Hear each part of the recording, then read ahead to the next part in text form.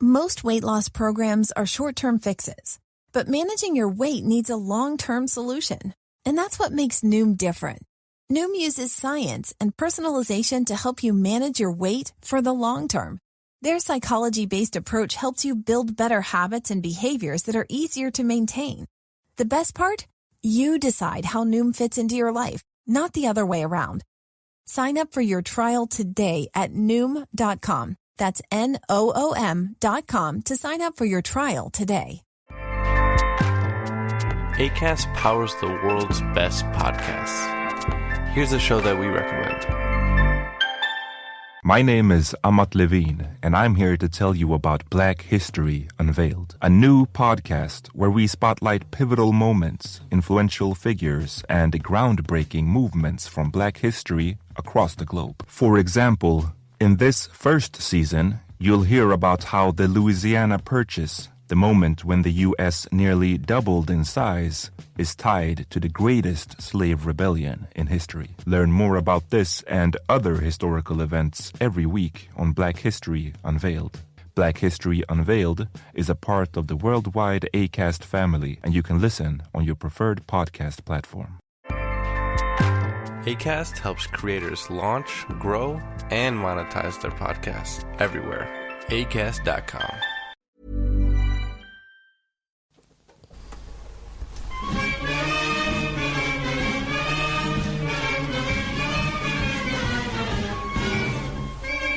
Hello, EggChasers. It's the EggChasers Rugby Podcast, the podcast about rugby that doesn't take itself or the game too seriously. Back in the rugby dungeon, reunited as the Holy Trinity, JB. Hello, Tim. Shoe Free, OnlyFans ready. That's right. And Phil. Hello, Tim. Who's battled the Derby Day traffic to be here. I'm a hero. I am the real hero in this story. That's how out of the loop I've been with anything other than World Cup rugby. Tell you what, that I didn't even know the Derby was on today. I had no idea. And I arrived back in Manchester. I had no clue. You're so out of the loop that I tried to talk to you about Premiership Rugby, and it was like having a conversation with Todd Blackadder. Yeah. I'm looking forward to rekindling my relationship with all things Premiership, Top 14, URC, and all the rest of it, but I honestly have no idea right now. Well, it's all over. And I think before we continue, I'll start with a congratulations to you, Tim. What a World Cup.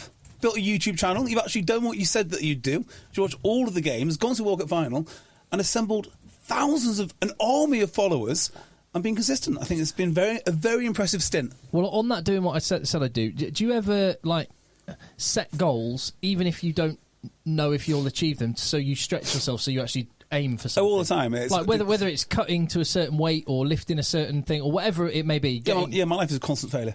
It's a constant failure. Well, truth be told, when I started at the start of the year, I said I want 10,000 subscribers by the end of the Six Nations, 20,000 by the start of the World Cup, and then I basically just went, some more, and sod it, 50,000 by the end of the World Cup. But probably where you're about, isn't it? 57. Well done. Good work. God, that's like an extra 10,000 in a week, isn't it? It's not far off that. Crikey. Well done anyway. Yeah, no, but more to the point, it's been amazing. Just it's been an awesome couple of months. Memories, and I'd never been to a World Cup game before. Unlike you guys, who went out to Tokyo. Yeah. I'd never been to a World Cup game before this World Cup. And I saw Samoa Japan in '95 or something. And you went to? Didn't you go to one of the semi-finals in 2007? I did. I went to quarterfinals. Oh, you were at the France New Zealand one. That's the one. Yeah. The Dusatoir test. No. Yes. Just a 30 tackles, or whatever it was. No, because was that not the final? No, that was 2007 quarter-final. That was a quarter-final. In Cardiff. Yeah, in Cardiff. France. That was because France was supposed to get a home about Paris quarter-final, but they lost to Argentina in the opening game. They did. Yes, they did. You were at one of the great Rugby World Cup games. It didn't feel great at the time, you know. Like it wasn't an intense match. It was very much smash and grab. The All Blacks were on top for most of the game, and then right at the end, I think Jojon breaks and scores. And maybe it's Elisa, I can't remember, but it definitely involved Jojon. One of my favourite players of all time. And Dusatoir was heroic in that as well. Shall we just start with Dusatoir for the World Cup final breakdown? Well, yeah, and I would just say, because it leads in nicely, is much like you now, however many years it is, 16 years on, we can talk and you can say you were at one of the most memorable Rugby World Cup games. I do feel like that's one of the things I was kind of aware of. Well, as I was watching Sia Khaleesi lift the trophy for a second time, I was thinking, oh my God, this is one of those things people are going to talk about. Peak rugby. And I'm actually here. Yeah, peak rugby. Yeah. Amazing. But yeah, de ce soir, Peter Steph de Toy, is that the parallel you're drawing? That is a perform. I mean, it might not have been the best game of the World Cup. That might be the best performance of the World Cup, though. He was unbelievable. Yeah. I agree with that. I think he was. There were some really good performances from both sides. He was head and shoulders above anyone else on that pitch. I can't remember seeing a player play that well ever in my life. Did he play the full 80 as well? Yeah. Because he was still smashing people in the full 80. He actually missed the tackle that led to the turnover on 79.5 minutes. We've always spoken about this guy as one of the best players in the world, particularly about, I'd say 3 years ago, because he's gone through some injuries, but he was definitely one. Well, he won World Player of the Year 2019 when they won the World Cup. And he's sort of that guy this World Cup who's been sort of in the shadows, threatening to be great again. Well, he was great in the first game against Scotland for South Africa. He was brilliant then. But like you say, he has been, by his own very, very high standards. Yeah, 7 out of 10s, 8 out of 10s. Exactly, yeah. And then he just went off. So, Deuce Tom might have got 30 odd tackles. I don't know exactly what the number was. I don't know how many Peter Steph de Toy got. 28. But the difference was the size of the tackle. Oh, yeah. That was the difference. There were so many big hits. One on Geordie Barrett, wasn't it? There was about 8 on Geordie Barrett. It was honestly like he was at every point in the game. He'd been told just stand opposite Geordie Barrett and smash him. That may well have legitimately been a tactic. And Geordie Barrett, he is a big boy, and he carries hard, but he does, because he's so tall, because he's 6'5", he carries quite upright, and he presents this big target for Peter Steph de Toy, just time after time again, just nailed him. If you want to talk about rugby values, right, and what do corporations want rugby for, and you list all the values which have nothing to do with the game, the values that embody rugby to me was that effort by Peter Steph de Toy. Yeah. Whatever that you can describe that is it. If your brand wants those values, you need to be sponsoring rugby today. And I would equally say Geordie Barrett, because he got absolutely annihilated. He took like 4 or 5 of the biggest hits of the whole tournament in this game.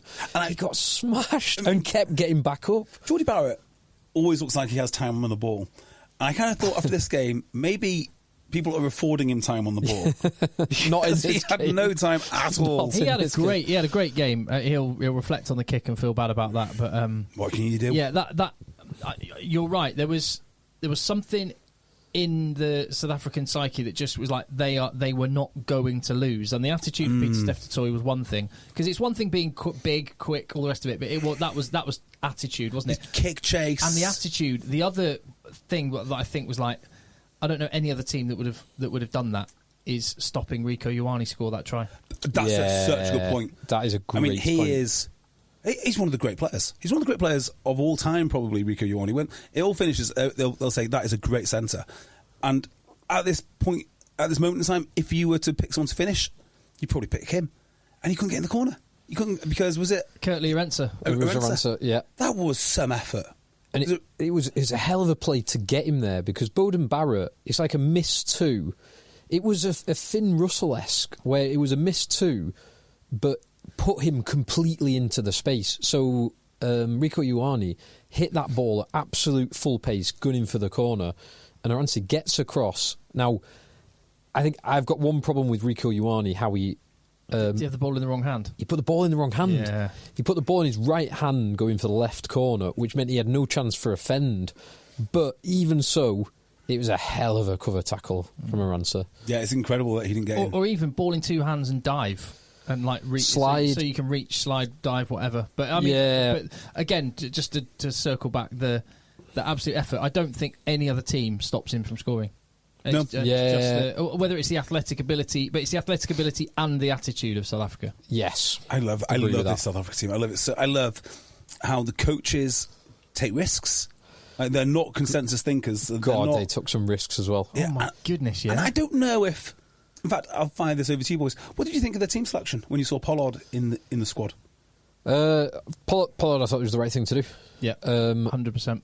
I thought the 7-1 split was obviously a risk. having 1-9 obviously a risk. I thought the 7-1 split with Villy LaRue being the 1, and not either Grant Williams, who can cover 9 and the back 3, or what I probably would have done, Marnie Libok, who can cover everywhere except 9.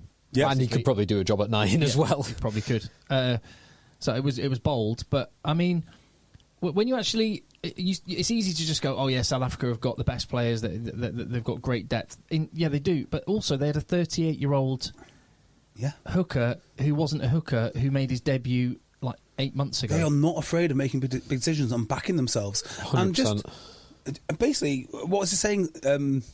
Slaying sacred cows. What's the sacred cow? Anyway, point is, whatever the consensus thinking is, they don't really care. They just pick what they think is best for that team. Yeah, and much in the way as what was the guy, Billy, the Moneyball fella with the Oakland days, Billy Bean.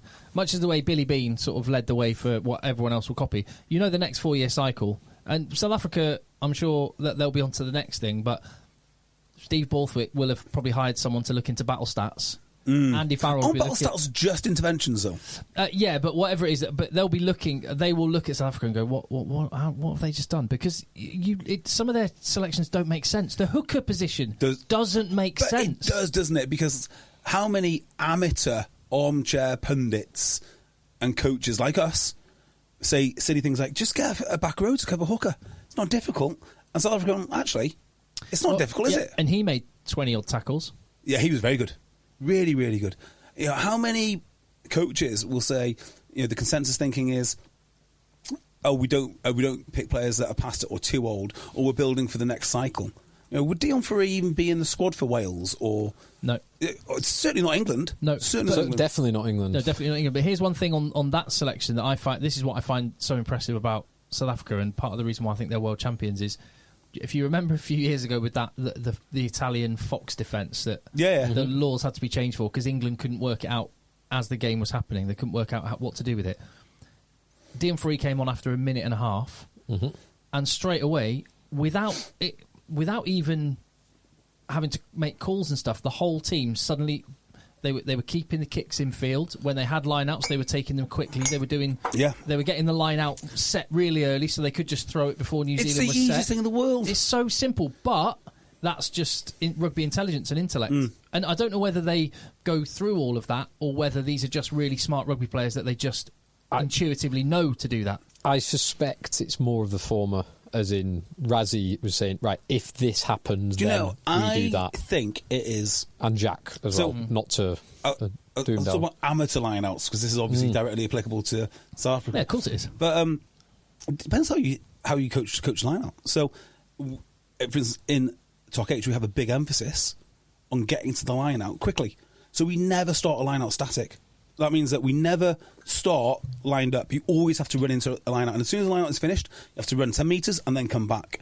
And you do shuttles every time. So that just like tiny thing means you're always thinking about getting in the line quick. It would not surprise me if South Africa are always thinking we are the first to the line, because it demonstrates our fitness, it demonstrates that we want it more than them, it allows us to set up quicker, it allows us to see what their formation is, and just that simple thing of running back and forth really sets that mindset. Would not surprise me one bit. South Africa oddly, it was New Zealand's line out that didn't function because, again, rugby intelligence, South Africa just stacked middle and back and went, have the front all you want, knowing that New Zealand have got incredible backs. They want good ball, but they were like, no, we're not giving you good ball. We'll give you easy ball to the front. And when New Zealand did try and throw it to the middle and back, they got pinched. They were all over it. Yeah. Smart. Simple and smart. It was. It was a bit of a masterclass in that regard from South Africa. It is also worth mentioning that Pollard in the last 2 games, and indeed actually South Africa in the last 2 games, 100% kick rate. New Zealand had 2 shots, so they had 4 shots. They got 2 of them. They missed 2 of them. They get 1 of those 2 shots. Who was it? Was it Mounga who took the conversion from the touchline, and Geordie Barrett from a long way out? Yeah. And they turned other kicks down. I know, they turned kickable. That's the bit I couldn't get my head around. There was one before they scored the 2 tries, the disallowed one that arguably should have been allowed, and the allowed one that arguably should have been disallowed. Before that, they turned down a kickable 10 metres to the right of the sticks, 30 metres out, but for Mo'unga or Jody Barrett, an easily kickable one, they turned down 3 points, which they lost the line or they lost the ball, turned it over very shortly after kicking for the corner. So that's not a good return rate. We love our high skill 10s, rapid feet, footwork, incredible handling and stuff. Do we? World Cups. Well, no, but we do. Okay. It's just true. Like think of the last World Cup cycle has been basically 1 4-year story in England of England fans wanting Marcus Smith to have the 10 shirt and Owen Farrell to be nowhere near the England team. Yes. Actually, when it comes to a World Cup, it's quite handy having a 90% goal kicker and someone who's quite robust. And South Africa have now won 2 World Cups with a guy that's a 90% goal kicker, and whether it's France, New Zealand. Well, the only thing I would France had a say, good kicker. That wasn't what cost them. Anyway. yeah, the only thing I would say is it's hard to know the counterfactual, isn't it? Because they got to that final courtesy, not all of Marnie Libbock, but he's done very well. Oh no, he's been great. And this was what I was going to say when I asked you about the pick. I thought this was the first time that South Africa went back to the groupthink of what rugby should be, because they have gone very far with this guy, Marnie Libbock, ripping people to pieces. And I wonder if you could tell a story of South Africa being able to score a couple of tries against New Zealand rather than relying on the kick. Now, I don't know if that would happen or not, but yeah, that's one of the things I was disappointed about, that South Africa went away from what got them there. And I wondered if that roll of the dice would have backfired. It was hammering down. It was. They played the conditions, just like England last week played the conditions better than South Africa. South Africa played the conditions better than New Zealand. I mean, fair play. Both teams actually tried to play and get to the edge quite a lot. I think, and I'd be interested to know what you reckon, but I think the selection was almost an acknowledgement from South Africa. We have had to go through the ringer just to get to the final, and this is the way that we can win. Because they were running on fumes at the end. They were hanging on. And I think it is the consequence of they've played the other 5 teams in the top 6 in the world. That's how you win World Cups, isn't it? They're legit champions. Well, no, it's not normally how you... No. What this is, I think, there's an argument to say this is the hardest World Cup win any team's ever had to put together. Yeah, I think you're probably right. Yeah, I think that's undeniable, really. And to win the 3 knockout games by 1 point, each game by 1 point, is remarkable. When England won the World Cup, you would say there's maybe 2 teams that could challenge them. And if you look at every team that's won the World Cup since that time to maybe this year, the amount of teams that were challenging the best. I mean, when the All Blacks went against Australia 8 years ago, that Australian team was expected to the final was the semi-final against South Africa, wasn't it? I don't remember it. But that was a South Africa team that lost to Japan. Yeah, correct. And it was an England team that had gone out in the pool stages, and it was an aging Australia team that limped to the final. Wales were one of the best teams in the tournament. They went out in the semi, didn't they? That was the World Cup to France. They went out in the semi. So France got to the final and it was like 6-9 or something. Yeah, who was this? Anyway, it can't have been Australia because they were in the pool with them. So yeah, it was. I remember watching it in Bath. So whenever we went to Bath to watch Harlequins versus Bath, yes, I remember that. Was it Wales, South Africa in the quarters, and then South Africa, New Zealand in the semi? No, it might have been. Yeah, it might have been. Anyway, whatever happened, it must have been. Whatever happened, the point was usually the winners have been the heavy favourites throughout the tournament. So in that year, it was. The 2007 was an interesting one because the heavy favourites were New Zealand, who lost to France in the quarters, and then France lost to England, who were the massive underdogs. And then it got to the final, and it was South Africa were at that stage heavy favourites because they put 40 points on England 6 weeks earlier. Yes, they did. Yes, they did. Yeah. So yeah, I think you're right. I think this is the hardest World Cup that's ever been run. And with that bearing in mind, they've now won back-to-back. They're the only team though that's won back-to-back without a home World Cup. 2011 was in New Zealand. So where does... And in between World Cups, they won a Lions series. Yep. So is this the greatest international rugby team ever? I feel it's not, weirdly. I don't know why. I mean, they're a very, very good team. I think some of the All Black teams of about a decade ago were probably better.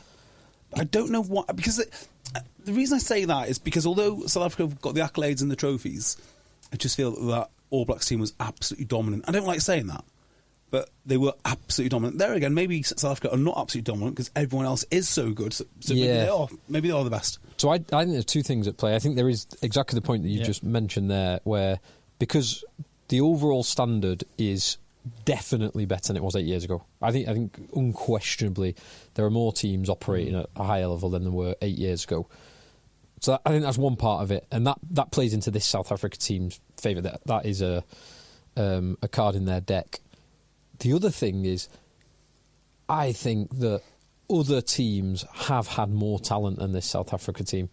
I think I'd actually possibly even argue that it's less talented overall than the team 4 years ago, which means that the cohesion that they've got and the teamwork, and this team is more than the sum of its parts. Yeah, you're right. Which is, that again is perhaps an even greater accolade to the leadership across the team, because there's not just one leader. Like, Khaleesi is a great leader, but there are a lot of leaders in that team, and the coaching.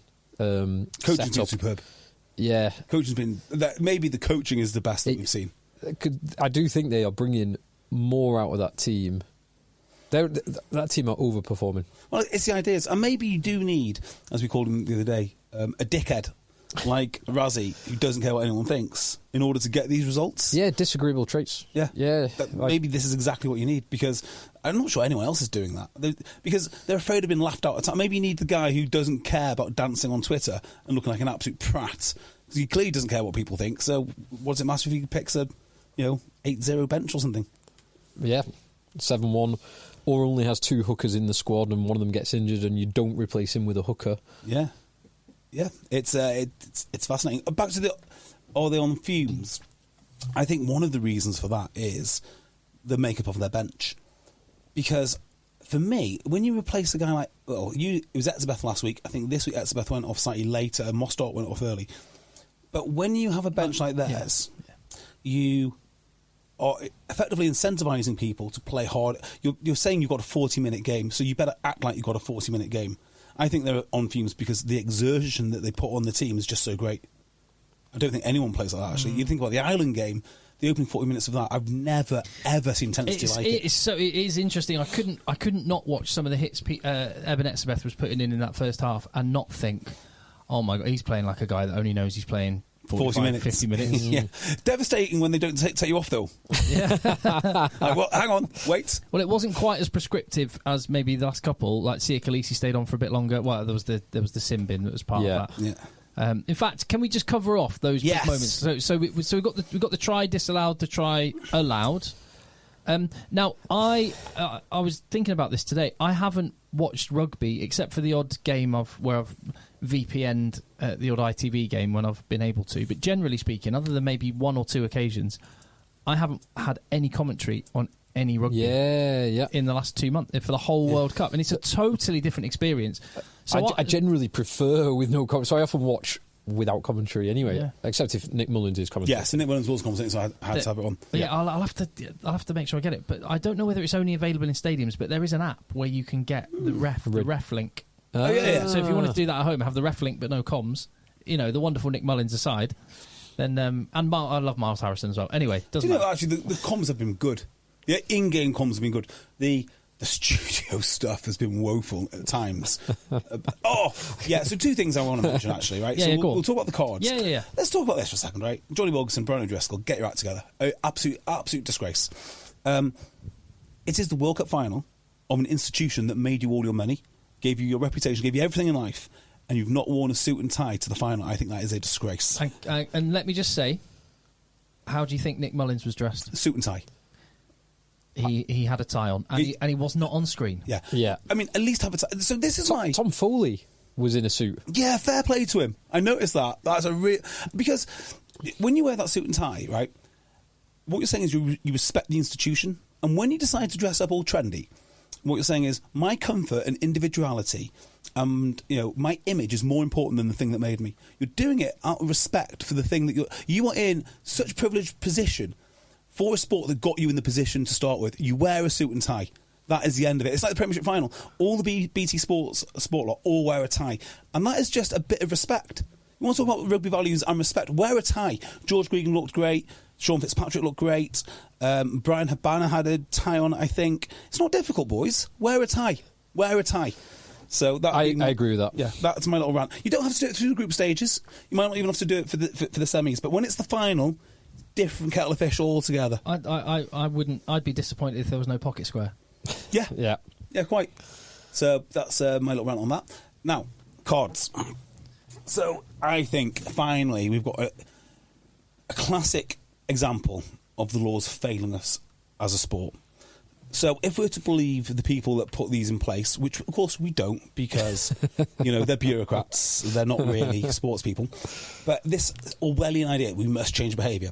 When you're in the World Cup final and the two men, one from each side, who've been picked because they represent the most wholesome values of the sport, for each nation get yellow carded, they did not do that because they behave badly, because they're individuals that want to get yellow carded because they're reckless.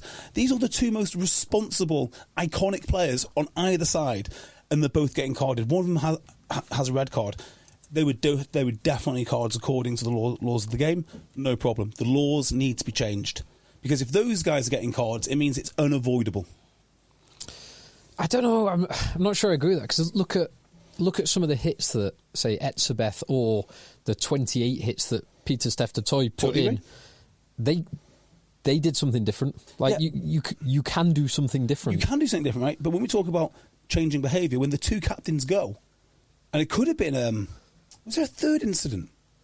Frizzell got the yellow, but was that for a high? Well, no, that was like a rule. Well, this is where I was going to get a bit of clarity, because we can briefly go through them, but we can get a bit of clarity, because I didn't hear any comms. So on the Frizzell, which was the first one, I assumed that was for a neck roll, but apparently it was because he fell on his leg. Yeah. Because I didn't hear any comms. All I saw were the pictures. It was like, oh, that's a neck roll. So it was a weird one, because I wouldn't really describe it as a net roll. It was given for not supporting his body weight, as in, like, you've got to support your body weight when you go into a ruck. You can't deliberately. You can't go off your feet. It was so is he given a yellow card because Mbanambi got injured? Yes. Basically, yes. This is. I don't like that. It was an outcome card. It was 100% an outcome card.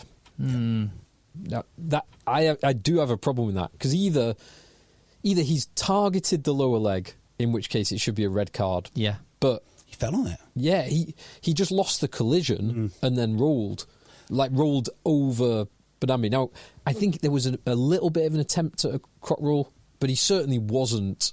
From what I saw, I just assumed it was a croc roll. He wasn't targeting the lower leg. No, the explanation was something like, he's not targeted the leg, but he has fallen on the leg. So I get the best description I can give. In a dynamic sport where the body's being flown everywhere, someone falls on something. But at that point, Barnes had already given the yellow card. Therefore, the bunker has no opportunity to rescind the yellow card. Right, even though I think in some instances, I've said it before, they perhaps should overturn it.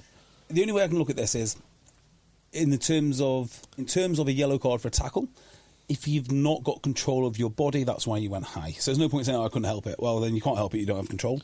If you're falling on someone's leg and causing damage, maybe you were out of control, therefore it's reckless, and the outcome has been bad. But had Mbanambi got bounced up and jogged on, fine. Nothing would have happened. Nothing would have happened. In the same way that if you're completely out of control in a tackle and the other guy doesn't dip suddenly, and you smash into his chest, nothing happens. Now, there was an interesting thing just on the Mbanambi injury. The fact, because I think I was messaging into a WhatsApp group just saying, after about 55 minutes, I was saying, Bongi Mbanambi is warming up. Yeah. And we heard, you guys heard, because I actually got from you on WhatsApp, because I wasn't listening, but I got from you, I was like, well, he's clearly injured. Well, so Sam Warburton said, I don't know why there's not an independent doctor here for this, right? And I think Sam is 100% wrong. It is fine to have a tactical substitution if somebody's not playing well, and if that's because of injury, fine. You can be hurt without being injured, and we definitely don't need an independent doctor to adjudicate this. So I think it's fine to take off Benambi because he's not as effective with his injury, but that doesn't mean he can't go back on. I mean, he could play on if he wanted. Well, so I agree with you in principle. Yeah. But that's not how the law is written at the moment. And this is a law I would change because this highlighted the absurdity of it. So right now, if a player goes off because they're injured, they cannot go back on, which meant that less than 2 minutes into a World Cup final, he was not marked as an injured player. It had to be marked, therefore, as a tactical substitution. Yeah. Well, you can understand that because at the very least you've got we've got an hour to try and get you ready to play. But that highlights the stupidity of it. That no one tactically takes off their only starting hooker 2 minutes into a World Cup final. But you would though, wouldn't you? If he's struggling to play, if he had a slight arm injury and he couldn't quite throw in right, but otherwise was okay. Well, so the fact he's a front rower means I think it's kind of like just let it. Well, one, it was foul play that led to it, or foul play in the eyes of the law, as was given on the field, and the second thing that he's a front rower where players can come on to replace injured players. I think it doesn't kind of matter. The interesting one would have been if it was Peter Steph Dutoit. Do you know? I think that might be the thing which they do. Andre Pollard. Yeah. Well, I think this might be the thing they do, right? So the injury thing must be for front rows because they want front rows coming on and off. They don't want to stop the game because... Yeah, I'd love to hear if that's clarified. If the same thing had happened to Andre Pollard, would he have been allowed to have come on and taken a 79th minute kick? Well, that's Bloodgate going back to Harlequins. Exactly. I think more than 10 years ago. Everyone should be a tactical substitution with the exception of concussion. The only problem with that... Including compound breaks. Because obviously he's clearly injured, but if he wants to stay on the field... Yeah, well, I think Phil was just sort of nudging towards the issue with that, which is that you could get people... Oh, I've just pulled up. Oh, my knee hurts on 79 minutes when we got a penalty in kicking range. Yeah, and you would get... It would be abused. So where it comes into the fore is not in the second minute. It's later on in the game where a player... basically needs a rest, is underperforming, so particularly if someone's come on and is underperforming and you've not got a regular substitute left, but you could bring back someone who's gone on earlier or take off someone who's already come on. And the reason this is here is to stop it being like interchanges. Yeah. But there must be a better way of doing it. Nobody can come on the field, in my mind, except for blood, concussion. Yeah. And front rows.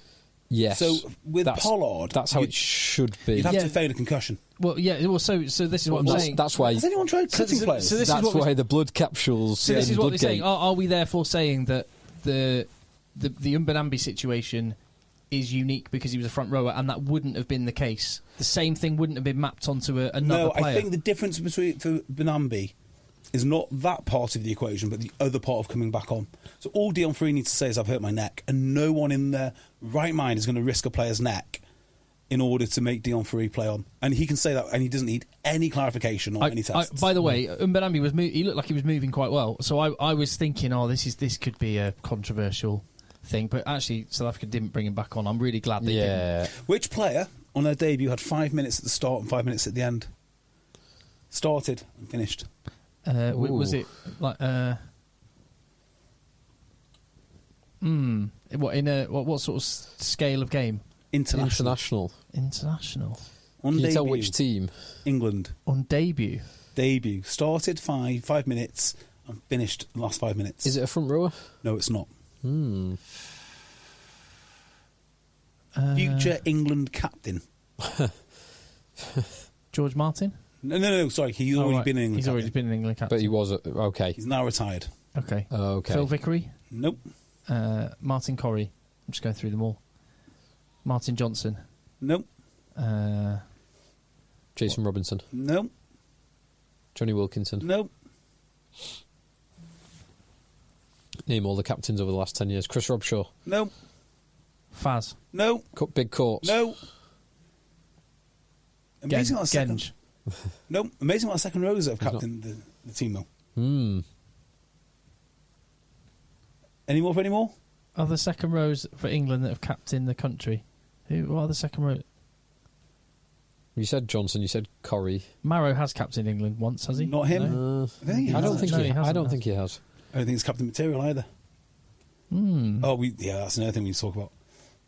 Don't know. We'll give up. Steve Borthwick. Oh, really? Yeah. Steve Borthwick came on, got a blood injury, and it's before they changed the laws. You got to be stitched up in 10 minutes.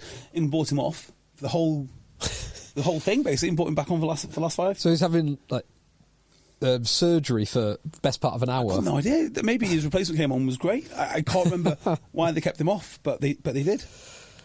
Just on Marrow, did you hear the press conference this week for the England team? Not one with Marrow. God, it was painful. So, this online abuse narrative, which just never shuts up, right? They all sat there in the press conference, and Marrow's like, "We're just so proud of Tom, how he's dealt with it with courage, and he's gone through all the right channels." I was like, "Grow up!" He was called a name. Right, he's a big boy. No, I don't think he was referring to the name. He was referring to the online abuse. The online abuse. Just turn it off. Well, yeah. I mean, I've been personally, I actually think, for what it's worth, that's exactly what Tom Curry would have done. I don't think it would have stuff directed at him would have phased him. But it's this catastrophization, isn't it? No. I think where it would affect Tom Curry, I'm just thinking he would just go, yeah, whatever.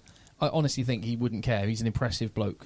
But I think if his mum got upset, that would start to bother him. And if mum was getting worried on his behalf... you've got a point there, which is like, it's always friends and family that get more upset. Yeah. But they get upset with what's in the paper. They get upset with what's been said on TV. They get upset with substitutions. They get upset with fans in the crowd. They get upset... I mean, I'm sure that if the Farrells weren't such a rugby-focused family, and... particularly Farrell Senior, he's been on the end of it a lot. You want to talk about real abuse? You try playing Wigan St Helens on bloody Good Friday. Well, real abuse. Andy Farrell spoke up just before the World Cup in a press conference and said he did actually, and spoke up and just said the way Owen's being treated by people. I just think it's disgraceful. If you think about, I'll just go back to rugby league actually, like the atmosphere, like the sort of the visceral hatred between those teams and the tribalism. I mean, that is real, actual anger directed towards players. And the problem with social media is you make up half it in your head. Like, you just do. So for the England team to sit there and just start talking about courage. Courage is not social media. Courage is playing rugby. I just hate this. They're always making it out to be worse than it actually is. I read a post on another social media site, LinkedIn of all things, talking about referees, and this is on like the rugby union page or whatnot, talking about how the pressure and the abuse, we all need to be kinder. It's like this industry where we manufacture problems so someone else can sell you the solution for them. Rugby is rife with it. It was a name, right? Some people got upset. We can all move on now. Well, actually, let's draw a line under that point by just saying that I think World Rugby again haven't dealt with that well at all, and just that what transparency, do you know? Lack of transparency, lack of transparency. Well, I just hope that they're all dealt with like this, because the way that World Rugby dealt with this incident is like basically how I'd like them to deal with all incidents like this. Just okay, something happened, we can't prove it. Let's all move on. Now, if that's a consistent standard, I'm all for it. Yeah. It's when there'll be... I mean, this won't be the consistent standard. If it was said by a different player, then I think there'd be a proper witch hunt. Yeah. Yeah. I don't actually disagree that it would have been nice to get a bit more transparency as to actually what they'd investigated and what they'd found. That's all they need to say. But in the run up to a World Cup final, I always... my expectation was nothing would happen. Therefore, they just fulfilled my expectation, and we move on. Imagine if he couldn't. I mean, actually, as it happened, he didn't play much. He did, yeah. It was immaterial. For my money, one of the best players in the tournament. I could not care less what. I know. We said this last time. Let's talk about these decisions. We dealt with one. Yeah. So the first one, the Frizzell one. Yeah. Very sad to see Bongi go off after 2 minutes. Oh yeah. But it was. Outcome-based decision, I think. Yeah, I think that is right, because you can't you've got to support your body weight. You can't collapse on a ruck, but collapsing a ruck isn't a red card offence. Like it's just an unfortunate rugby incident when injury happened. So it to me read as outcome based. And before we go on, I just want to preface this whole conversation by just saying I thought Wayne Barnes was excellent. I didn't hear the TMO interaction, but what I have heard from people is that we've turned the dial all kinds of wrong on the power the TMO has, and he was in Wayne Barnes' ear too much. That's what some people have said. Yeah, let's get onto that in a minute. Yeah, let's go through them sequentially. But so what I was going to say is, my perspective was Wayne Barnes was really good, and any suggestion that any refereeing decision was the cause of one team winning or not is complete bollocks. So let's just say that. But have a discussion about the decision. So what's next? So next one sequentially was Sam Cane, which is a red card. Like, application of the laws, apply them consistently. It's direct contact with the head with force and no mitigating circumstances. Therefore, it's a red card. And it's been consistent broadly for that kind of stuff throughout the tournament. There's been a couple of like awkward head clashes where it's not, but I think it was the right call. I don't think it changed the trajectory of the game. The minute that it was upgraded to a red card, that was the minute that South Africa scored their last points of the game. Because Pollard, on 34 minutes, 7 minutes after Sam Cane went off, he slotted the fourth and final South Africa penalty. So with a man down for Sam Cane off for 50 minutes plus 50 minutes. So they played half an hour with a man fewer. Yeah. New Zealand scored 8 to South Africa's 3 that period of time. They played better as well. They did actually play. Now, South Africa also had 2 men in the bin during that period, but it didn't. I don't think that changes. If anything, it gave New Zealand the kick up the arse to. Well, New Zealand and South Africa are similar in one respect, which is their captains probably don't deserve to be in the back row. I mean, I really think. I don't agree with that. So do you? I think. Well, who would you pick instead? For Smith. No, who would you pick instead for New Zealand? Oh, that's a good question. I don't really know his answer. I just don't feel that Sam Cane is the best back rower in New Zealand. Well, he's not. Ardy Savia is, but I mean, Ardy's a great captain. I mean, he really is a great captain. And Ardy may move across to 7 in the next couple of years. And the answer is back to 7. Yeah. Back to 7. He's played. Back to 7. He can play. I mean, the honest answer to this question is I don't know enough about New Zealand back rowers to say it's got to be that guy, or that guy. I do know they have an awful lot of them, and they're not hard to find. Yeah. And Sam Cane doesn't impress me enough on a regular basis. Yeah, well, I thought these he's been two really games, good this year. Yeah, he's been actually in the last Rugby Championship, and again that Ireland performance was a career-defining moment for him. It's such a shame. Do you not think the red card in a World Cup final might be career-defining? Unfortunately, so, which is really harsh on him because I can't help but feel sorry for any player that was in that situation, because you talk about changing behaviour. The margins are so small, and it is so small. He wasn't reckless. He wasn't careless. He just got it slightly wrong. Yeah, and I would say he was reckless by the definition. Yeah, I think these should be limited to yellow cards from now on. Well, the yellow card I can get on board. At the very least, I genuinely think, looking at this, there's an argument for not having a man down. Like maybe the player, you're out the game, but you keep it at 15-15. So did you? Yeah, excuse me. So I referenced an interview with John Dobson on Science of Sport podcast, Ross Tucker, a couple of weeks ago. He mentioned this. He said he was at one of the, the conferences where, JB, you hate it. Yes. World Rugby gets they get a select choice of players, coaches, referees, everyone else to discuss law changes, what goes well, what goes badly. Why weren't we invited to that? Sadly not. We've had some great ideas. Not yet, but maybe one day. Yeah. But you know what? So John Dobson, coach of the Stormers, said in one of these that he attended, where Jacques Nienaber and Joe Schmidt and others, including international captains, were there. Do you know the reason why coaches in particular, I think, and players, didn't want to remove red cards as a you are gone, you are out? No, go on. So they want to benefit from it. Oh, wow. So they don't. What? They don't see themselves getting red cards. Yeah, I love it. It's optimism bias. Yeah, it was like it was an absolutely fascinating moment for me because in South Africa's instance, where Jacques Nienaber has, it's been spoken about before. Jacques Nienaber, biomechanics is something he's very good at as a former physio, and obviously rugby player and high-level coach. And he's coached some of the biggest men in the world to tackle low generally. They are one of the general beneficiaries of yellow cards and red cards. Yeah, they are. That's great. These guys don't actually want to get rid of the red card because they think they're going to be the ones to benefit from it. This works so well for them because they are so physical. Teams have got to start taking risks to stop them.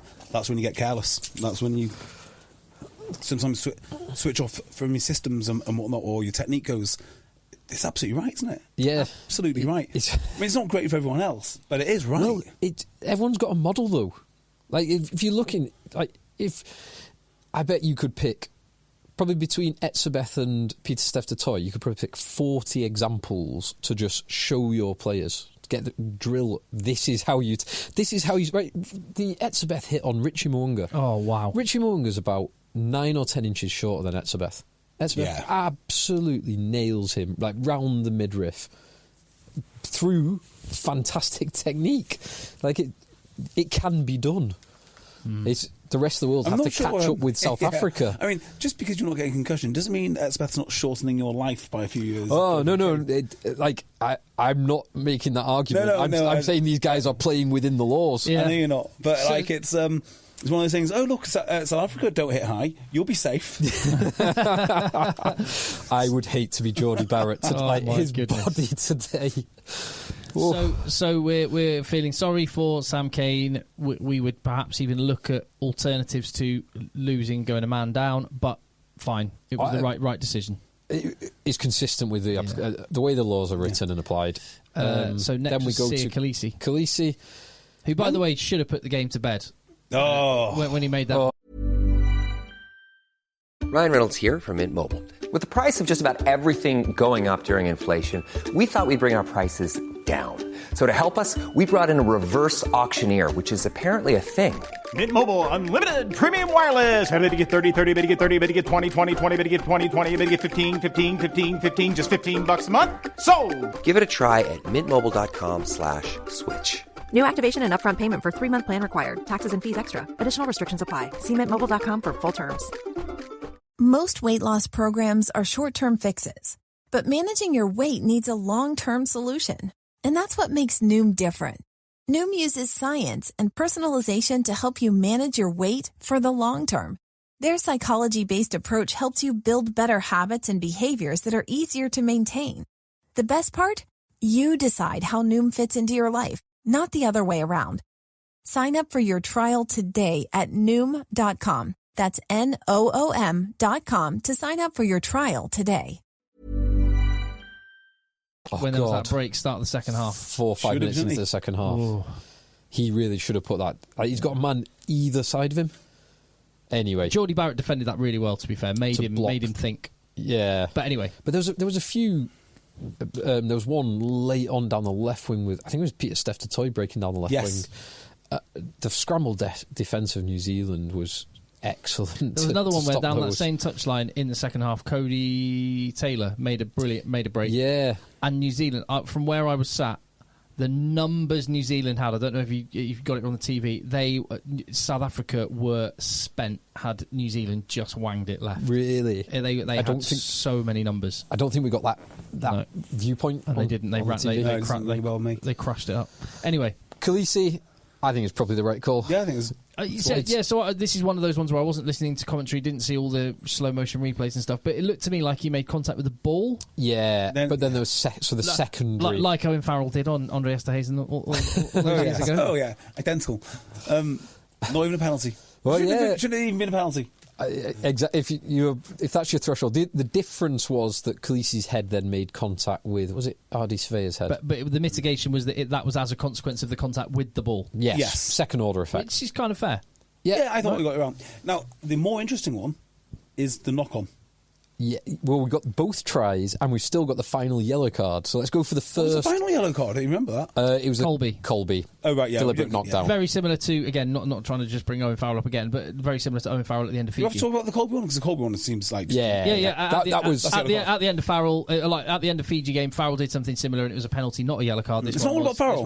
No, I'm just saying, like... I mean, if people you've talk got a about Sam Burgess reference, I'm just saying people talk about consistency and stuff. I didn't have a problem with the yellow card, but it was very similar to that one, which was not given a yellow card, but just the torture that Colby went through as a result on the touchline was. And what was I don't know whether you saw it on the TV, but what I noticed is I just full-time whistle. I watched Khaleesi because I was just like, I want to soak this guy up. And he ran straight to Colby to go and give him a hug. But it was just the awareness. Like, talk about leadership, the awareness of him to recognise and see, that guy is in bits on the touchline. I just thought it was good.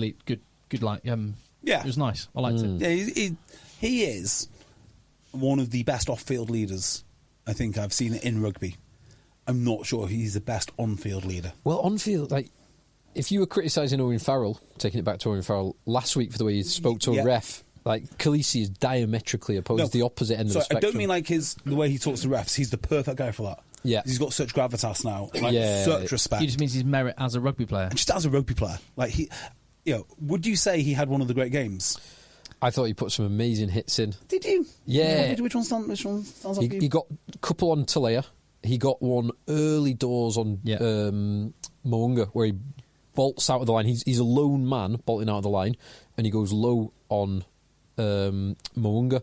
And if he misses that tackle, Mo'unga's stepped him, and there's a dogleg in the defence. So I didn't see all these. Now he messed up the break. He messed up the break. Start of the second half. I don't blame him for that, because that's not really... I mean, it is his job. It's not really his job. He does like loose balls and stuff. He's amazing at being the one that manages to get loose balls and stuff. So yeah. Anyway, I think he's great. Maybe he just does a different job to the very eye-catching Stephen Sawyer and everybody else who just absolutely batters people.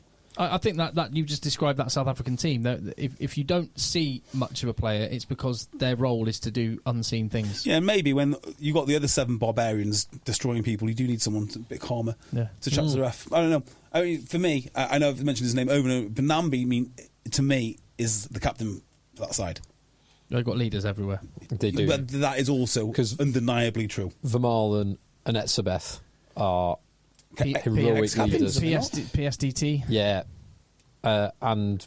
Two of the best props in the world, just in case. Just throw those on. Colby's a character. I mean, when you actually look... Pollard. Pollard. When you actually look across the team, there are... I mean, many of them have won 2 World Cups now. Some of them might be around to try and go for a third. But... There'll be a few. You look across that team, and this is what I mean about... I think Phil's right when he says they're greater than the sum of their parts. Yet, equally, when you look at them, there are some players that you kind of go... They're iconic. Faf de Klerk's going to be an iconic scrum half. Etzebeth. Andre Pollard, Eben Etzebeth, Peter Steph de Toy. These are kind of iconic rugby figures. Cheslin Colby. Just on Faf, obviously he's a great player. Do you think he's going to be iconic? Because he just gets himself in such ridiculous situations. Like, do you remember, like, there was a meme of him slapping that player's arse as he's trying to get the ball out? Like, he's not as good as Aaron Smith. Aaron Smith was brilliant. Yeah, he's not even comparable to Aaron. No one really is comparable to Aaron Smith, actually. But he'll be remembered because he's all action. He's a bit weird, like the way he looks and the way he's erratic. But when he does the occasional brilliant thing, the occasional mad thing. He made about 15 tackles himself. Yeah, he's just so unusual. Yeah. Iconic's right, isn't it? It's not saying he's the best in the world. He is iconic. Yeah, he is. Like, he isn't Aaron Smith by any stretch. The moment for the game that summed Faf up for me was his off the ball hit on Mark Talea, which he got penalised for, and then as Barnesy was penalising, which was Tom Foley. Barnes asked Tom Foley, "Did someone take someone off the ball there?" Tom Foley said, "Yes, it was Faf de Klerk." So Bowen Barnes penalty. Faf then runs up to Carl Dixon, who was the touch judge on that side, and like sarcastically applauds him. To which I would have marched him back another 10 metres. Yeah, definitely. It was such a stupid off-the-ball hit. How many highlights are there of Faf getting into altercations with massive men? Yeah, he's nuts. He is nuts. You've got to love him for it. Yes. So back to so we're now at the disallowed try, the first one. Yeah.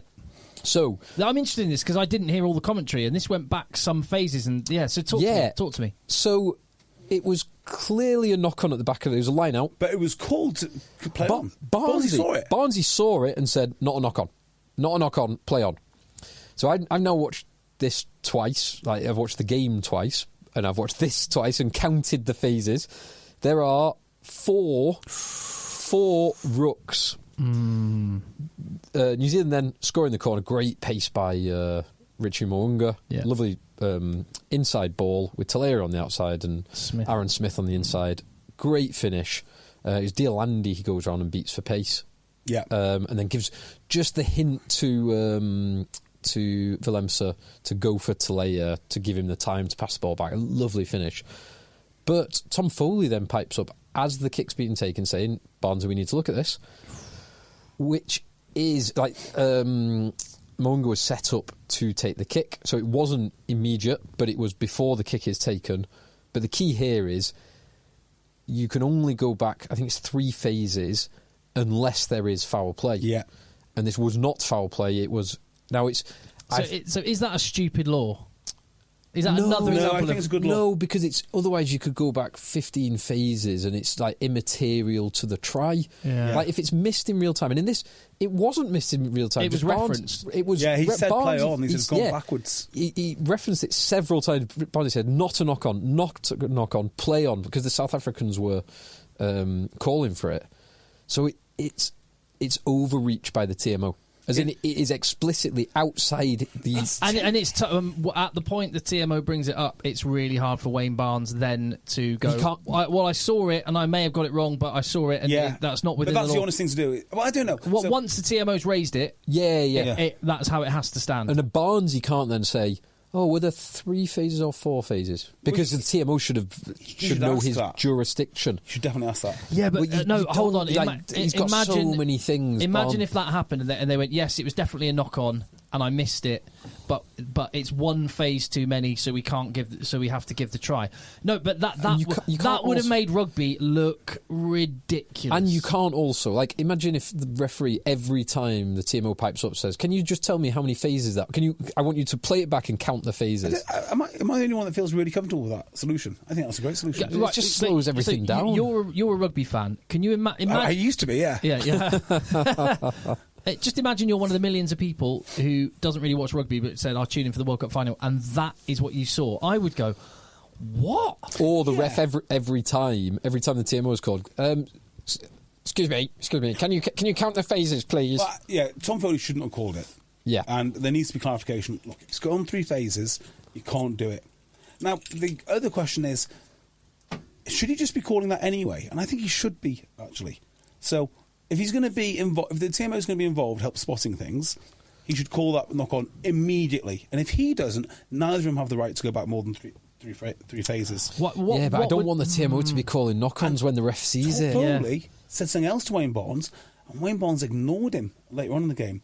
I can't remember what it was for. It might have been for... It was something very important. But he says something like... I've seen it, yeah. There's a knock on there, and Wayne Barnes... No, I've seen it play on... Yeah, I can't remember what it was, though.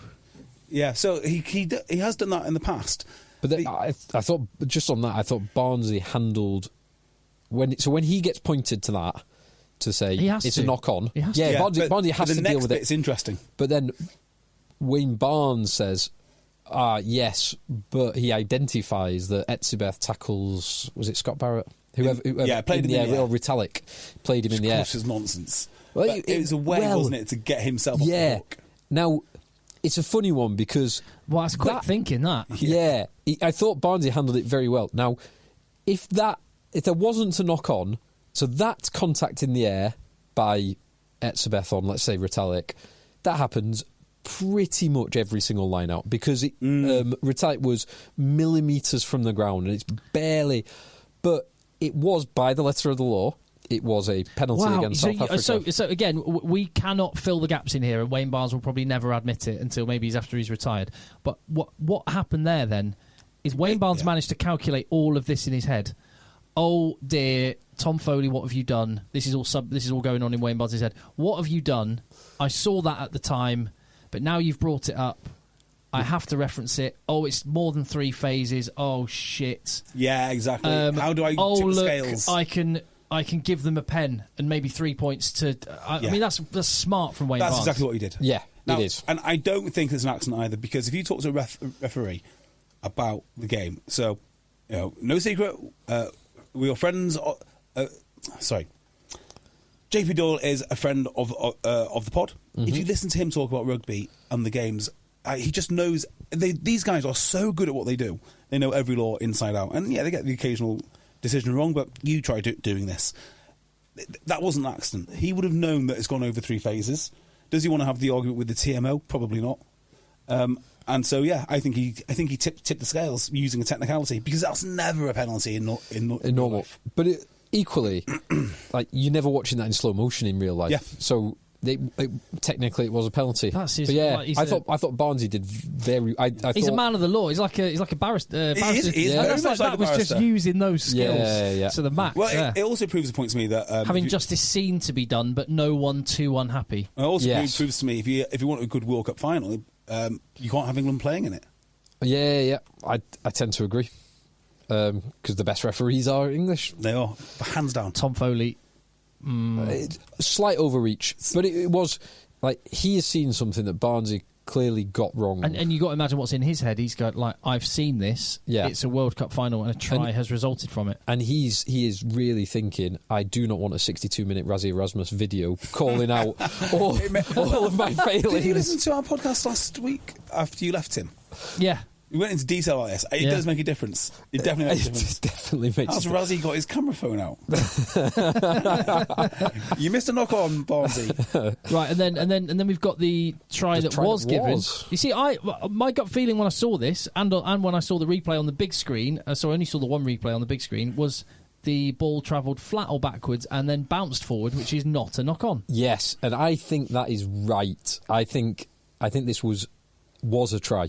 I think this was a try. This is the sort of one that low-level referees on a second team on a Saturday or a mini rugby game on a Sunday will give us a knock-on. Well, and lots of other referees. Yeah, I would give it as a knock-on, right? But I'm also happy to trust Wayne Barnes on this. That's how I look at it. Because I do think exactly as you described him. I think Talea, he offloads it and his hands go... I'm not going to say backwards, I'm going to say flat, and the ball travels out of his hands flat, and you're right on the... I can't remember if it was a 22 or the 5 metre line, but you're right on one of the lines. But then it bounces and it definitely bounces forwards. Can I tell you about a try that we scored on the weekend for Talk Age? One of many, I assume. Well, I did get a try, actually. But an assist from me. Nice. So we are playing in the Aspel, like just beyond their 5 metre. They're about to exit with a box kick. I've made a tackle and I've hurt my knee. Not badly, hurt, not injured. And I'm tactical substitution. Yeah, and I'm on the floor and I'm just waiting for them to kick the ball so I can get up and then rejoin the game. But I'm on the Aspel side. I can't join the game because I'm actually offside. If I touch an Aspel player or something, I'm offside. We charge it down, right, and it bounces straight into me. The referee just says play on. We collect, score the try. Did you collect, or did it bounce? No. It bounced off you, ricocheted off you. It hit me into one of our players' hands, and the referee was like, oh, right. And I was looking at the ref, I was like, am I honest? Am I honest enough to say that is not, sir? You can't give that try. You can't. But as long as you don't play the ball, I think you're okay. Do you reckon? As long as you don't play the ball or you're allowed to be out. Block. You're allowed to be out of the offside, but out of the game. I don't know if you are instantly offside if the ball hits you. Anyway, it's one of those where you can. Yeah. Good referee, actually. Yeah. I'm sure he got that wrong. I felt sorry for Aspel. I really did. So yeah, the second one, I think that the allowed try probably was a try, on balance. Then we've got the Colby incident, which we've already talked about. And then I do just want to touch on the final turnover, which was Quagga Smith. Is this where Colby's tackling and... It's not Colby. No, it's where... It's where Peter Steph-Totoy actually misses a tackle. It's Rico Ioane. Ball comes back. New Zealand had done about 10 or 12 phases. Oh, yeah, hands down, just like France. And it was actually, it's worse than, so there are stills showing Quagga Smith hands on the floor, and like he's clearly not supporting his body weight with anything other than his arms. I think the France one, you could actually go, yeah, maybe he was supporting his body weight and it wasn't material, but this one was material. Clearly, it's like full palms of hands down in front of the ball from his side, behind the ball from Rico Ioane's side. But he also comes in from the side. Brilliant. He's in front. So Rico Ioane hits the deck, and Quagga Smith is closer to New Zealand's post than his own post, and he comes directly across, hands on the floor, and then kind of scoops it up. And Barnesy points it to his foot to say hit by a foot or something like that. Which, well, I think it's just that. Yeah, I feel like that was, if you're going to moan about anything from Wayne Barnes, that would be the one. Yeah, and that is Quagga Smith. Is that he does things that quickly? It was. He's so explosive. It was a fraction of a second. I mean, but that's another player, right? Because look how incredible every time he comes on, he has massive impact, and he's amazing. He was a jobbing sevens player. Well, he was until about when would it change for him? Maybe he's been around for about eight years. So it was when the Lions were good in 2017. Do you know how long ago that was? It was when Janzi van Rensburg was good.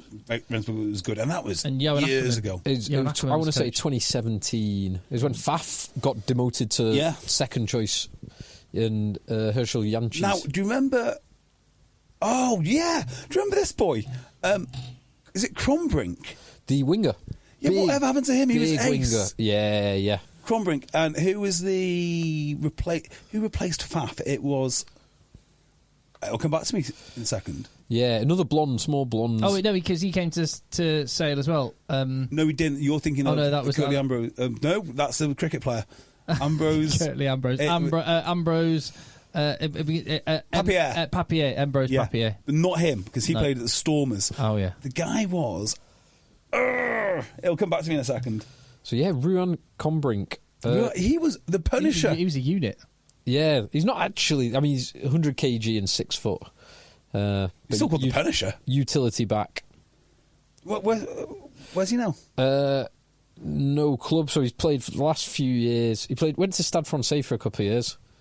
Speaking of Stade Francais, my boys Bayonne beat Stade Francais. Did they? Stade Francais' first defeat of the season to the mighty Bayonne. So, a friend of the pod, a listener, who I rely on for information, I won't say no more than that, is friends with the owner of Biarritz.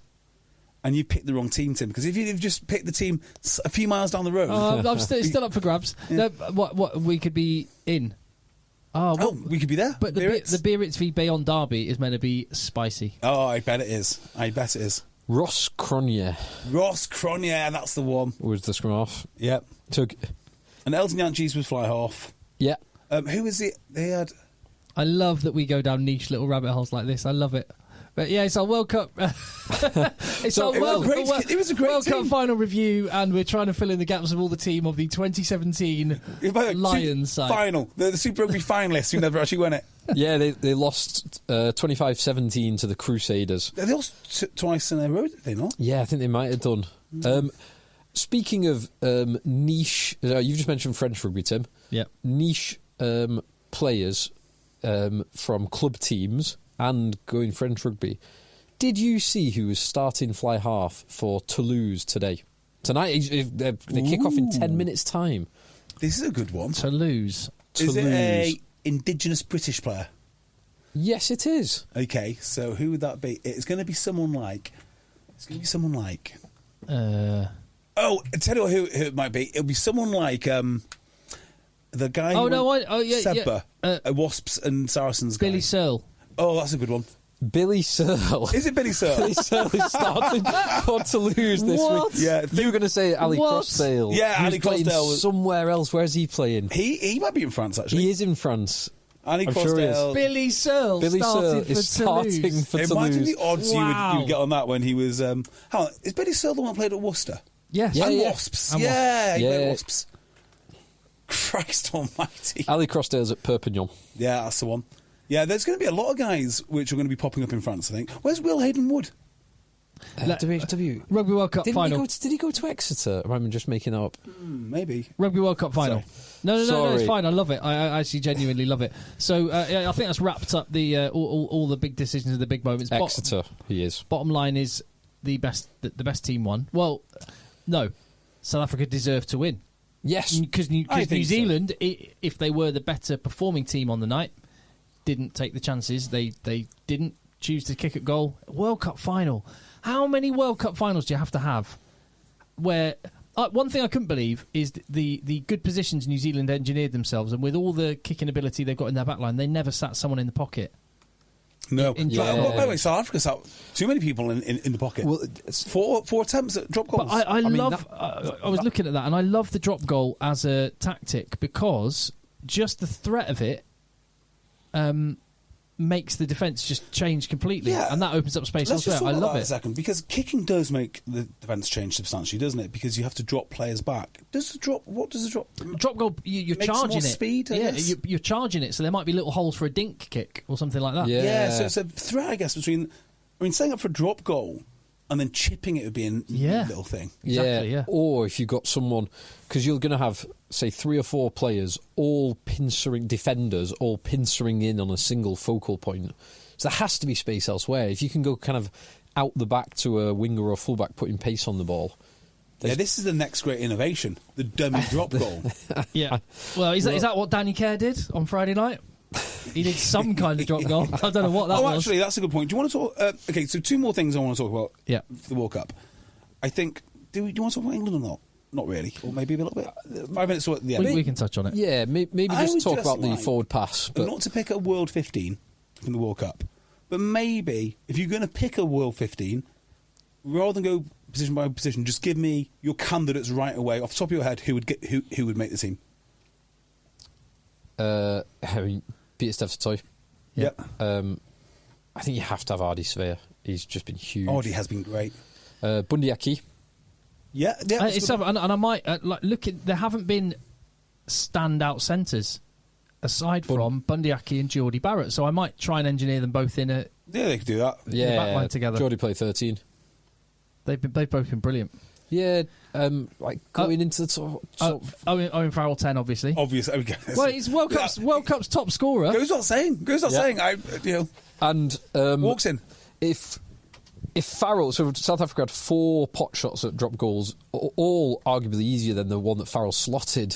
George Ford is your drop goal boy.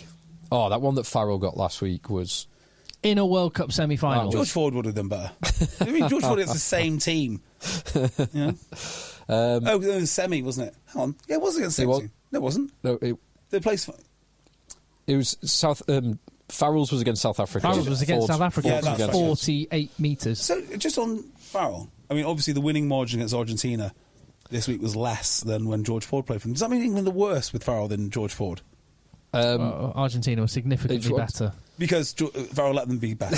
And England played with 15 men. We know this. Although, actually, I think what happened, and just very briefly to jump to England, we'll go back to this in a bit. Okay. But I think England played really well with 14 men, just like New Zealand did in this Rugby World Cup final. And I think Henry Arundel just sacrificed himself for the team. It's not often that you can say a player is legitimately bad, is there? Like, with these pro players are so good, you make mistakes, sure. Henry Arundel was legitimately bad. Well, he just didn't do anything. Which is bad. And he didn't even go looking for work. Yeah. Come on, son, get off your touchline. Anyway. He needs to go to France pretty quickly. Yeah. Under Lancaster's gaze. Oh, yeah. Anyway, sorry. Other players in a world, Mbanambi was the standout. And Malherbe. Yeah, that's great. Yeah, that's a good one. De Groot and Lomax were very good in this. They really came of age. I do want to talk about that, actually, because I think South Africa are so smart in this regard. I've mentioned this before, that they don't attack the scrums. They show nice pictures to the referee early on. They keep all the scrums solid, and then when they need to, that is the only time they attack. Yeah. To the point where in this game, because New Zealand were ahead and attacking the scrum they're likely to get the penalty, but it does risk a penalty against them. They never attacked. They never attacked the scrum. So they were just because South Africa were because ahead. South Africa were ahead. Yeah. So they just show the nice picture, keep it stable for both teams, and the stability of some of the scrums was wonderful. Yeah. That is a perfect textbook picture. That's such a good point, Phil. If New Zealand at any point of that game were up in the same way that England were up by 9 points, make with it a lottery and make the referee make a decision. But they try and be dominant. Try and be dominant. They are more like, it probably becomes a 70-30 for the first one, and then once you've won the first one, it's an 80-20, and then it's a 90-10. That's so interesting. So it's their game theory on those scrums was very, very astute. Yeah, South Africa make you want to play rugby again. That's kind of how I think about it. Because I think rugby is incredibly stale in so many areas. What do we see? A pod of three out the back, The kicking game has drastically improved this World Cup. If you still think kicking's boring, go watch a different sport. There are a lot of people saying this World Cup was boring. It was not. What else could you want but a game in the balance? It's not boring. And that last 6 minutes was just heart in your mouth. 7 out of 8 of the knockout games were the last 5 minutes. It's great. And amazing. Many of them, the last second, the 82nd minute was when they were decided. I made this point last week that people are saying that yes, the draw is ludicrous, and the draw does look bad on paper, but in reality, to say the draw is bad, you have to ignore all of the reality of the knockout games and some of the matchups in the pool stages have been absolutely dynamite. Yeah, the pool stage were a tiny bit disappointing, but no more so than any other World Cup. Pool B and Pool C were great. You always get the Ireland, South Africa. We wouldn't have had that France, game. Yeah, France, New Zealand France opening night. beat down of New Zealand. Yeah, but a lot of Wales, Fiji, Australia, Fiji. We had whole weekends though when nothing happened. I think there was one weekend. There was one bad weekend. There was one weekend. Yeah. There was one other weekend I just thought, oh God. But you always get what you're describing. I mean, the pool stage is going to be shortened by a week next time, which is an improvement in that sense. However, there's a good argument to say there will be no dynamite pool game weekends because all of the fixtures will be they'll have a dominant team. Yeah, I agree with that. If it was the top 4 teams were all in different pools, and so you've got Scotland in one pool and then England in another, so you've got kind of 2 good games in the pool stages. Yeah, you need 2 good games in the pool stages to make the weekends interesting. No, as in 2 good games every weekend. There may be 2 good games over the 20 over 5 weekends if you had it in a different scenario. If you had the top 4 teams split up, you risk having 2 good games across however many there are. Yeah. 30. So harsh as it is for Ireland, Scotland, France, they may feel. I just think you've got to suck that up because it's meant the World Cup has been incredible. If you were good enough to have won the World Cup, you would have won those big games. Just to add to that, good enough to win the World Cup from that side of the pool too. Yeah. Which is the more important thing. So because you've got to win the best. We've said it for all along. You've got to beat everybody. If your complaint is that you didn't make a semi-final, then that's not the mindset of a team that's going to win a World Cup. Yep, 100%. You want to win it, and if you didn't win it, well, you won't win. Yeah, just saying, we didn't get to the semi-final, that's terrible. Well, sorry. Unlucky for you. And England got that bronze medal. 3rd best team in the world. I mean, the atmosphere the last 2 weekends in Paris would have been significantly better had France and or Ireland been involved. I get that. However, there would have been less booing. It's not reasons given. There would have been less booing. Do you know what? I was a bit annoyed about that the last 2 weekends in Paris. Going what? Are these? How uncouth are these French rugby fans? Get them. They're booing Farrell last week ridiculously, and then this week, that is an outrage. Oh my God, Farrell. Oh goodness me! It's disgusting. But this weekend before the game, booing Wayne Barnes before the match. Oh, go for it! And when he went up to get his medal, but it was French fans. It wasn't Kiwis. It was not New Zealanders. Just like last week, it was not Argentinians. I bet the Kiwis were egging them on. It was French fans. However, I'm prepared to accept that this is just actually part of the cultural difference that we have to actually embrace. And it's almost a mark of respect if you get booed in France. The reason that it'd be good, the atmosphere would be good if France and Ireland got through to the latter stages of the competition, the very late stages, is because they were good enough to do so and their fans would be excited. But they weren't, were they? And therefore, it's not going to be as good. So, unfortunate boys, be better. I mean, part of the French culture when a CEO, when a company fails and there's layoffs, Rip off their clothes. Yeah, literally rip the shirt off their backs. Have you ever seen that? No. Yeah, so the union members will sort of. I remember it with Air France. Air France made some layoffs, and they've got this executive scrambling over a fence. Now, anyone who knows me or listens to me will probably guess what my political leanings are, but I'm all for ripping clothes off executives. I'm so down for that. There's a picture of one of the, that's literally tried to climb over a fence. He has God. The balance sheets! So do you know what? It would be boring if everyone was the same. Like the fans of the different style of the fans has been great. The South American fans have been absolutely dynamite. So yeah, I'm prepared to accept the booing. In fact, and enjoy it even. Yeah, and it did add. I don't particularly like it, but I accept it's a French thing. Therefore, and I will we'll say, never understand just it. On the Farrell one last week, it annoyed me before the game, but every time he stepped up and slotted points and the boos got quieter and quieter through the game, it just made me love it all the more. Oh well. Anyway, so anything else you wanted to say on the final? You had a couple of things in your head. Yeah, I was just going through. I think we've got most of the standout candidates for a World Cup team. I don't. Etzebeth probably will win World Player of the Year. Or Peter tomorrow. Maybe. Is he a nominee? Because we've got the 4 nominees. He wasn't, was he? It's Ardi Savia, who it could be. Yes. It's Antoine Dupont. It's Eben Etzebeth, and I can't remember the fourth one. Was it Bundy? Yeah, Bundyaki. It could be Bundyaki. I think it'll be Etzebeth. Would you give Dupont the scrum half position? No, he played like 2 games, 2.5 games. Aaron Smith's been awesome. Yeah. So hasn't been aside from him, there hasn't really been a standout 9. No, agree with that. Standout wingers? Any wingers? Peno was brilliant in the pool stages, but then got outshone by Colby. Yep. Who hasn't been excellent? Will Jordan scored 8 tries. Will Jordan, he deserves a mention, definitely. I could give Will. Actually, Talia. I think Talia is. Hang on, he does stay up too late. Well, he is the hardest man to tackle. He must be staying up, covering himself in baby oil. Yeah, pretty much. He is so slippery, so elusive, isn't he? He's amazing. Evading the All Blacks bloody hall monitors. I think last week was 14 defenders beaten. This week was 9 defenders beaten. Yeah. That defenders beaten stat's an amazing one. I saw a thing in the week about all the players that had got 8 tries in World Cups, and Lomu has got had in the World Cups in which he scored 8 tries. He beat something like 5 times as many defenders as Will Jordan has beaten in this World Cup. What? In the World Cup when he got 8 tries, whichever one that was, 95? 95.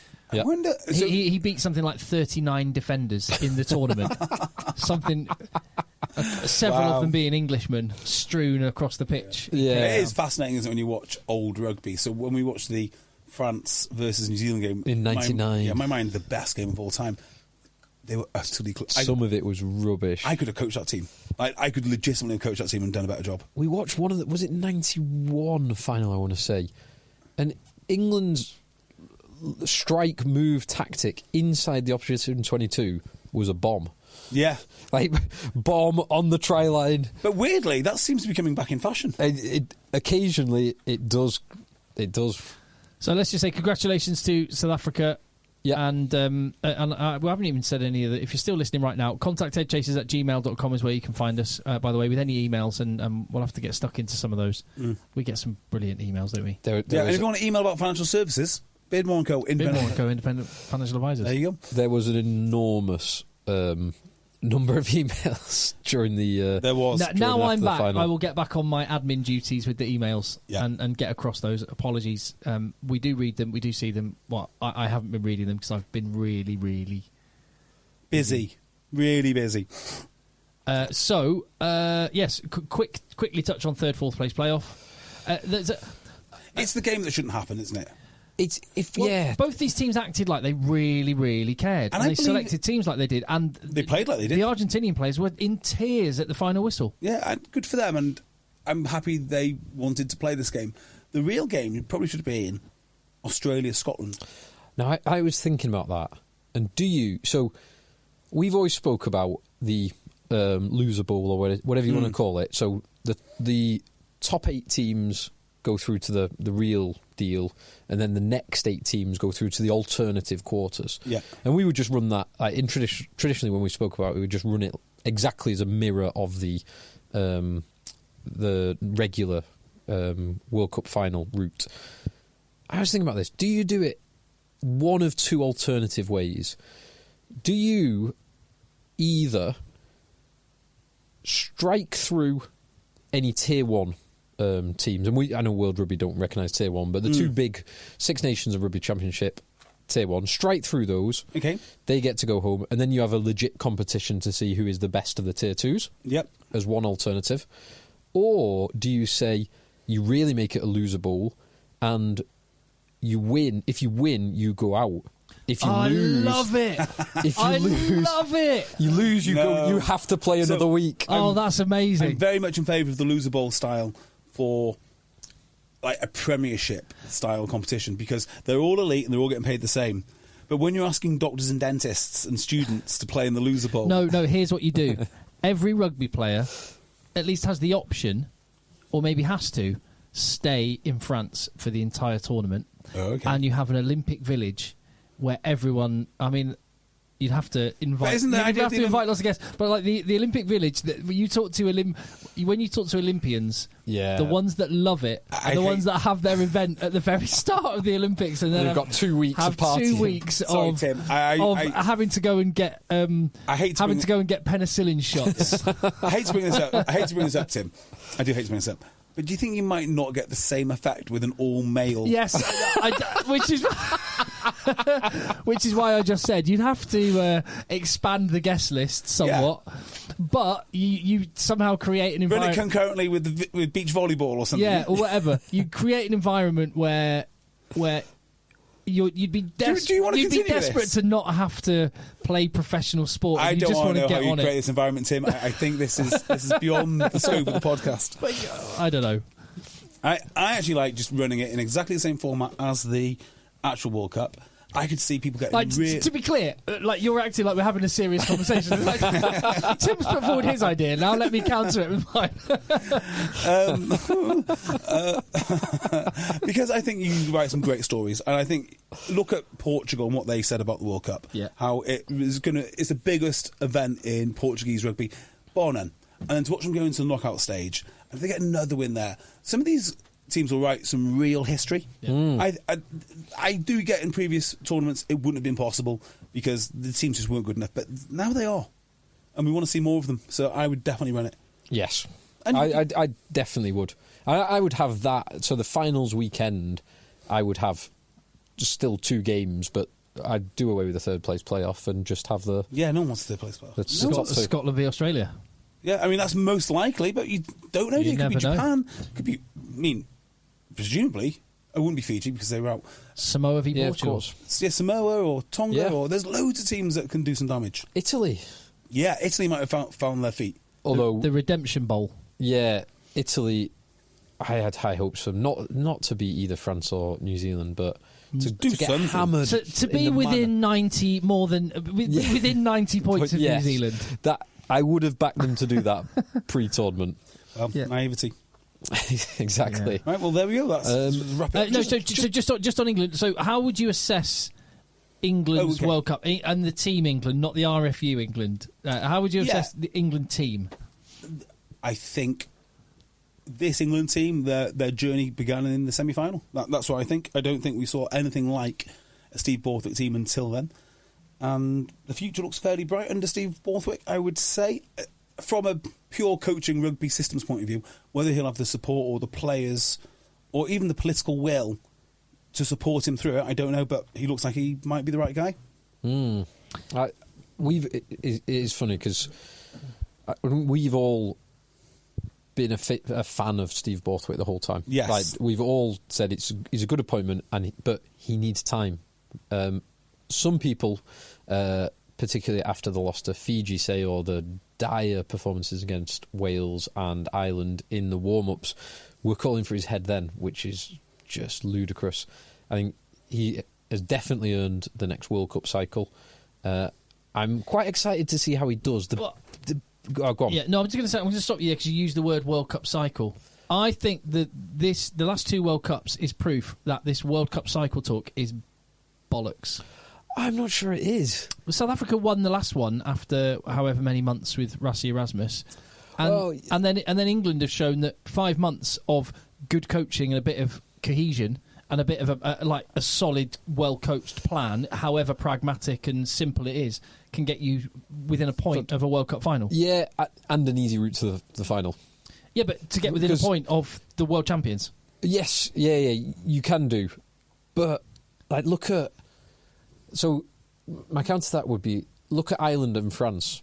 And Ireland 6 months ago were the best team in the world. Yep. And France 18 months ago were the best team in the world. And so they've kind of misjudged their cycle, because it is winning... Well, only one team can win it. I know, but those two didn't even make a semi. And they had a harder route. Yeah. But you've got to win those games. Like if Ireland... Yeah, but I feel a bit harsh with that, because those games were so on a knife edge. Like, it was like Ronan Kelleher, Geordie Barrett doesn't get his legs under Ronan Kelleher, and Ireland win. Yeah. And so so I think there's an argument that Ireland and France did everything right, and it's just if they were at 99% and in the case of New Zealand they managed to go 1% above where they've been before, that can be enough just to skew that margin. So this is World Cup. This is why it's quite interesting to assess. Yeah. How you look at England, and you're right that I think so you were going to finish your point about England. Sorry, Phil. Before I jumped in on the whole World Cup. Oh, no, and you are right. Like the margins between those, but you would look back objectively over France's last 18 months or Ireland's last 6 months, and would they trade the Grand Slam for a better chance at the World Cup? Absolutely. Judging by their partying, they were quite happy with what they achieved. Well, I actually think if you asked Ireland fans now, would you take away the series win in New Zealand? Would you take away the Grand Slam, Six Nations titles to get to a World Cup semi-final? I think they say absolutely not. Yeah, I think said a semi, yes. I think the next... Oh, yeah, for a World Cup... so I think Ireland fans will be content. I think it will be a very different conversation in 4 years' time if the same thing happens. Yes, which would be objectively hilarious if Ireland go out in the quarters again. But we will save that for 4 years' time. But no, the other point I was going to make about England was, and this is where my concern comes in, I think we all recognise that the Premiership is not of the same quality as it was even 2 or 3 years ago, and certainly not when Saracens and Exeter won, whatever it was, 4 out of 6 Heineken Cups. And that's where I'm concerned. So that these players, so you will get more players being exposed to rugby because you're not bringing in as many foreigners into the league. So that's a good thing. But the overall standard of rugby and the opportunity for them to be playing those big European knockout games and guys getting experience of those big European knockout games is going to be lower. And that forges, like steel sharpens steel, that forges some of the experience that has led this England team to be able to turn it on when it counted. And before you go into a conversation on that, we could talk about that in the Prem pod. Exactly what I was going to say. Good. Brilliant. Yeah. So I am content with England's performance. Maybe I'm being greedy because I was really proud of them in the semi-final and gutted. But I think we need to see more because I think...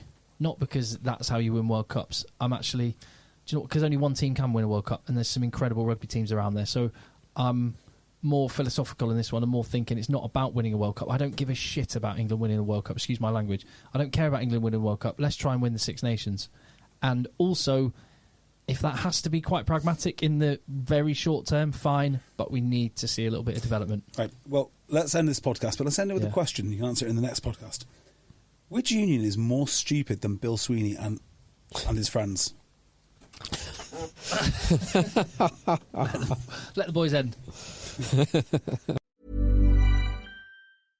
Looking for a fun way to win up to 25 times your money this football season? Test your skills on Prize Picks, the most exciting way to play daily fantasy sports. Just select 2 or more players, pick more or less on their projection for a wide variety of statistics, and place your entry.